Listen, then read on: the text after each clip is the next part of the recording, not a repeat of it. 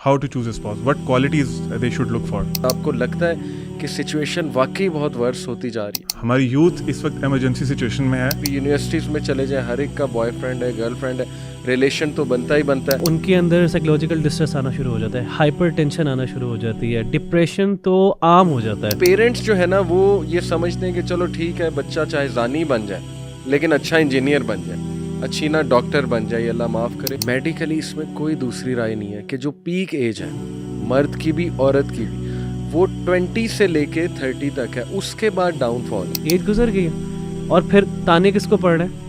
वो लड़की को पड़ रहा है, वो लड़के को पड़ रहा है. कि मैरिज जो एक सोसाइटी की मॉरल बाउंड्रीज होती है ना, उनको प्रोटेक्ट करती है. कि मैस्टरबेशन से बचने के लिए, सेक्सुअल डिज़ायर्स को कर्ब करने के लिए डाइट बहुत मैटर करती है. जो चीज़ें शादी के बाद मिलने वाली होती हैं वो अल्लाह माफ़ करे पहले इंजॉय कर चुके होते हैं, तो वो कहते हैं why to take responsibility. So brothers, आपको पता है कि सबसे बड़ा प्रॉब्लम इस वक्त यूथ का, जिसके बहुत से हमारे पास केसेस भी आते हैं, बल्कि बच्चे रोते हैं आके, टू बी ऑनेस्ट. अभी तकरीबन 1 महीना पहले मेरे पास 18 साल का बच्चा आया और वो मतलब फूट फूट के रोने लग गया लिटरली. और उसने अपने पेरेंट्स को बहुत कुछ कहा, ब्लेम किया कि जी वो समझते नहीं मेरी नीड्स को, और हमें पता होना चाहिए हम कितने फितने के दौर में रह रहे हैं, हम क्या करें, जहाँ हम जाते हैं वहाँ पे फितना है, तो मैं कैसे अपनी सेक्सुअल डिज़ायर्स को पूरा करूँ, यानी मैं क्या करूँ. आप लोग कहते हैं कि मैस्टरबेशन गलत है, फिर ये गलत है, वो गलत है. तो मतलब वो इतना अंदर से मतलब भरा हुआ था ना कि he literally exploded in front of मी.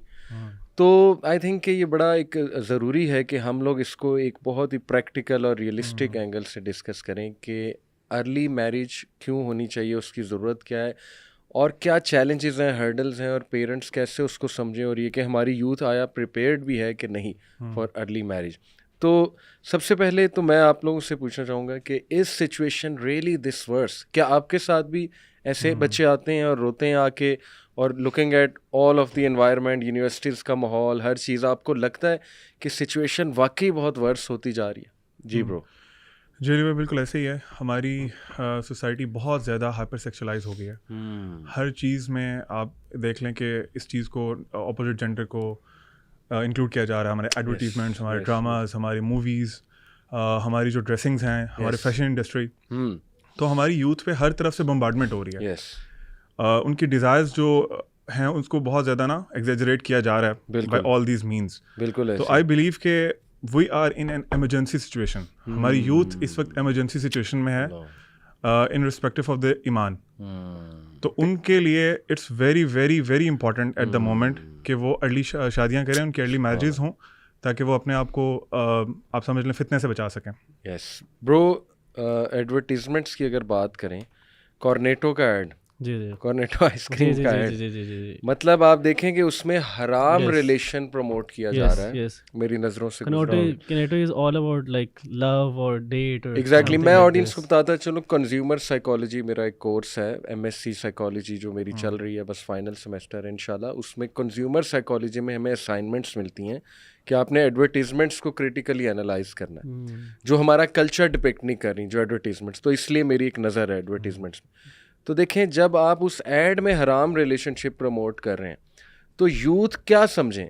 एक तरफ जो है ना वो कहते हैं जी कि मौलवी हमें कह रहे हैं, आप लोग हमें कह रहे हैं कि जी हराम रिलेशन ना बनाएं. दूसरी तरफ है ही ये चीज़, इन ही ये है, हर चीज़ हमें इसी एंगल से नज़र आ रही है. यूनिवर्सिटीज़ में चले जाएं, हर एक का बॉयफ्रेंड है, गर्लफ्रेंड है, रिलेशन तो बनता ही बनता है. फिर शादी हम कर नहीं सकते. बल्कि अभी आप मेरे साथ US से यूनिवर्सिटी ऑफ साउथ एशिया थे, वहाँ पे क्या कह रहा था वो भाई कि मेरा दोस्त है वो हराम रिलेशन में इन्वॉल्व है. जब भी मैं उसे मोटिवेट करता हूँ कि निकाह कर ले, वो कहता है वो तो हो ही नहीं सकता. तो हो क्यों नहीं सकता? पेरेंट्स नहीं मानेंगे, जॉब नहीं लगी, ये नहीं हुआ, वो नहीं हुआ.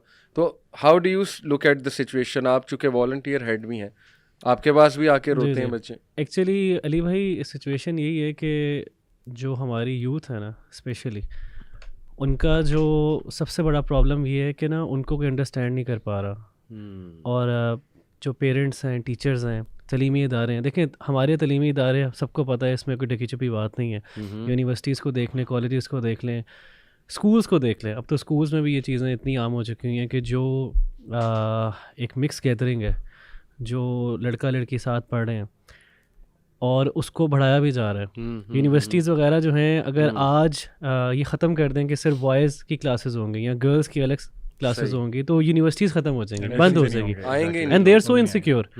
तो वो खुद इतना ज़्यादा हाइपर कर रहे हैं बच्चों को, लेकिन चैनलाइज नहीं करवा रहे, सुन नहीं रहे। वो कह रहे हैं ठीक है, हो रहा है तो होने दो। इस तरह पेरेंट्स हैं, उन्होंने आंखें बंद की हुई हैं, टीचर्स ने आंखें बंद की हुई हैं, क्योंकि उनको पता है कि अगर हम इनको इस तरफ लेके जाते हैं तो यूनिवर्सिटीज़ में कौन आएगा या कॉलेजेस में कौन आएगा। Same is the case with the fashion industry, same is the case जो जितना आपने बताया जो कंज्यूमर गुड्स हैं। आप देखें एक टायर के इश्तिहार में फीमेल का क्या काम है, एक टायर है, एक बहुत मशहूर कंपनी है, आपने भी देखा होगा। प्रॉब्लम ये है कि हमारे पास बच्चे आते हैं, बच्चे कहते हैं हमें, हमसे रिक्वेस्ट भी करते हैं, लेकिन ऑन द अदर साइड उनको कोई सहारा देने वाला नहीं। देखें, ऑब्वियसली शादी के लिए आपको कुछ रिसोर्सेज चाहिए, रिसोर्सेज होना बहुत ज़रूरी है। बच्चों को आप देखें ना कि आप हमारा अगर आप एजुकेशन सिस्टम देख लें तो एक बच्चा मास्टर्स